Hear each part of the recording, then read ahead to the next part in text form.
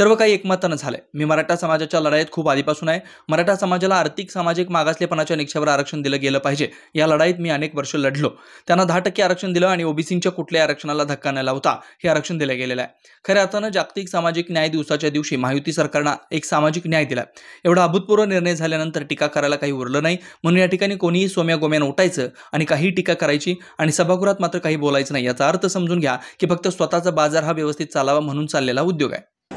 कायदा हा या सदनामध्ये एकमतानं संमत झाल्यानंतर एखाद्याने सभागृहात आपलं मत व्यक्त करायचं नाही आणि बाहेर येऊन टीका करायची म्हणजे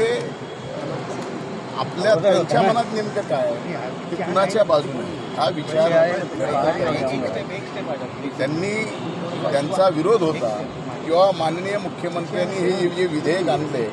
हे एकमताने तुम्हाला म्हणणं एकमत काय म्हणला विरोधी पक्षांनी सुद्धा एकमताने मान्य केलं ना मग त्यावेळेस तुम्ही कुठं होता त्यावेळेस तुम्ही काय नाही आरोप केला म्हणजे याचा अर्थ असा आहे की या ठिकाणी सरकारने जो अभूतपूर्व निर्णय घेतला आहे आणि खऱ्या अर्थानं 20 फेब्रुवारीला हा निर्णय घेतला आहे ज्या दिवशी संबंध जग सामाजिक न्याय दिवस म्हणून या ठिकाणी पाळला जातो आणि मला आज सरकारचं यामुळं अभिनंदन करायचं की मी मराठा आरक्षणाच्या चळवळीत 1998 पासून आहे आणि मराठा समाजाला या ठिकाणी आर्थिक सामाजिक मागासलेपणाच्या निकषावर आरक्षण दिलं गेलं पाहिजे या लढाईत मी अनेक वर्ष लढलो त्यांना 10% आरक्षण दिलं आणि ओबीसीच्या कुठल्याही आरक्षणाला धक्का न लावता या ठिकाणी दिलं गेलं म्हणजे खऱ्या अर्थानं जागतिक सामाजिक न्याय दिवसाच्या दिवशी खऱ्या अर्थानं महायुती सरकारनं एक सामाजिक न्याय या ठिकाणी दिला मराठा समाजाला 10% आरक्षण दिलं आणि ओबीसी समाजाला कुठल्याही प्रकारचा धक्का न लावता दिलं त्यामुळे एवढा अभूतपूर्व निर्णय झाल्यानंतर टीका करायला काहीच उरलं नाही म्हणून या ठिकाणी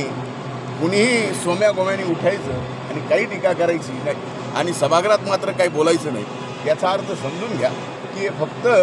स्वतःचा बाजार व्यवस्थित चालावा कुठेतरी म्हणून चाललेला उद्योग आहे। मनोज जरांगे असं म्हणतायत की सरकारनं समाजाला फसवलेलं आहे मी उद्यापासून मोठं आंदोलन उभं करणार आहे माझी जी मागणी होती त्यावरती एक शब्दही सभागृहामध्ये मुख्यमंत्र्यांनी काढला नाही। लक्षात घ्या की मुळामध्ये त्यांची मागणी होती कुणबीच्या नोंदी सापडाव्यात आणि कुणबीच्या नोंदीप्रमाणे या ठिकाणी जो कुणबी अगोदरपासून ओबीसीत आहे त्यांना त्या ठिकाणी ओबीसीचा आरक्षणाचा न्याय द्यावा त्या बाबतीत सरकारने पावलं उचलली आणि कितीतरी हजार कुणबीचे प्रमाणपत्र या ठिकाणी मिळाली नुसती मिळाली नाही तर ती वाटपसुद्धा करणार त्यांची ती पहिली मागणी होती त्यांच्या सहित कुणबीचं प्रमाणपत्र मिळालं अनेक जणांना प्रमाणपत्र या ठिकाणी देण्यात आले त्यामुळे ती मागणी पूर्ण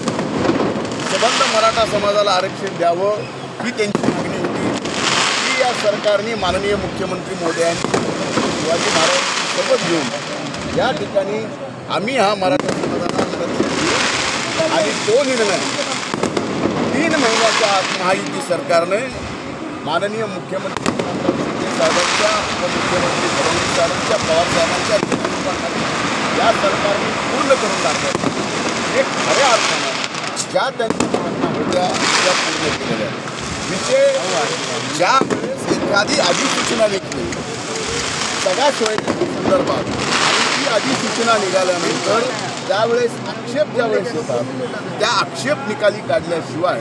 त्या अधिसूचनेची अंमलबजावणी करणं म्हणजे उद्याच त्या अधिसूचनेवरती कुठल्याही कोर्टातनं कशाही प्रकारची स्थगिती येऊ शकते याला कायदेशीर पूर्ण बाजू पूर्ण कराव्या लागतात त्या कायदेशीर बाजू पूर्ण केल्यानंतरच कुठल्याही अधिसूचनेची त्यातले त्यात सगळ्या सोयरेच्या संदर्भातल्या अशा पद्धतीच्या अधिसूचनेची अंमलबजावणी करता येते म्हणून या सर्व बाबी लक्षात घेता या ठिकाणी जवळजवळ माननीय जरांगे पाटील साहेबांच्या सर्व मागण्या ज्या की त्यांच्या नव्हत्या तर या महाराष्ट्रातल्या तमाम मराठा समाजाच्या भावना होत्या त्या भावनेचा आदर या महायुती सरकारने या ठिकाणी केला आहे आणि तीच भावना जी सामान्य मराठा समाजाची आरक्षणाच्या बाबतीत होती तीच ही सरकारच्या बाबतीत होती पण देताना मागच्या वेळेस जो कायदा केला हायकोर्टात टिकला सर्वोच्च न्यायालयात टिकला नाही आणि टिकला नाही जी कारणं होती त्या कारणाचं सर्व निरसन करून नव्यानं हा कायदा आणला आणि हे टिकणारं आरक्षण या महायुती सरकारने या ठिकाणी दिलं. म्हणून सरकारचं मी मनापासून या ठिकाणी अभिनंदन करतो. आणि यामध्ये आता ज्या मागण्या केलेल्या आहेत त्या सर्व मागण्या मान्य झाल्यानंतर या ठिकाणी परत आंदोलन, परत समाजामध्ये मतभेद होणं या लोकशाहीला आणि कुठल्याच दृष्टीनं ना समाजाला, ना जनतेला, ना सरकारला, ना विरोधी पक्षाला, ना माध्यमाला कुणालाही हे परवडणाऱ्या गोष्टी नाही आहेत. त्यामुळं जवळजवळ त्यांच्या सर्वच मागण्या या ठिकाणी मान्य झालेल्या आहेत. आता कुणीही म्हणजे ज्यावेळेस सभागृहामध्ये एक मत म्हणल्यानंतर कुणाचंही मत विरोधात नाही असा कायदा पारित झाल्यानंतर आता एखाद्या विरोधी पक्षाने उठून या सर्व निर्णयावरती टीका करणं म्हणजे हा सुद्धा लोकशाहीचा आणि या राज्याच्या सार्वभौम सभागृहाचा अपमान आहे. म्हणून माझी या ठिकाणी सकल मराठा समाज बंधू भगिनींना हात जोडून कळकळीची विनंती आहे. माननीय जरांगे पाटील साहेबांनी जे आंदोलन समाजाला न्याय मिळवण्यासाठी केलं,